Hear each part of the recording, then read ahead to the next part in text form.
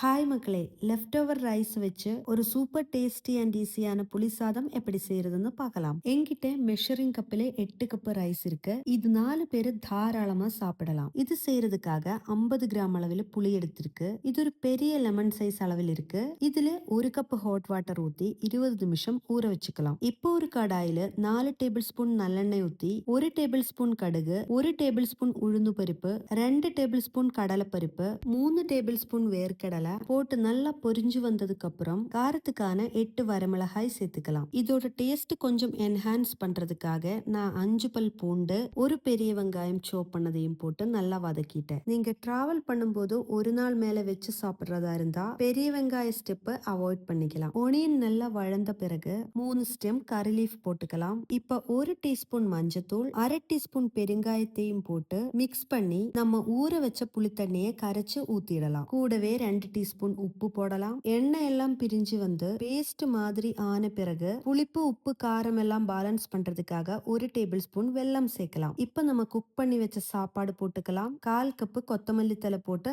நல்லா மிக்ஸ் பண்ணி விட்டுடலாம். ரொம்ப ரொம்ப ஈஸி அண்ட் டேஸ்டியான புளிசாதம் ரெடி ஆயிருச்சு. இந்த ரெசிபி உங்களுக்கு பிடிச்சிருந்தா நம்ம KFC சேனலுக்கு சப்ஸ்கிரைப் பண்ணிக்கோங்க. நன்றி, வணக்கம்.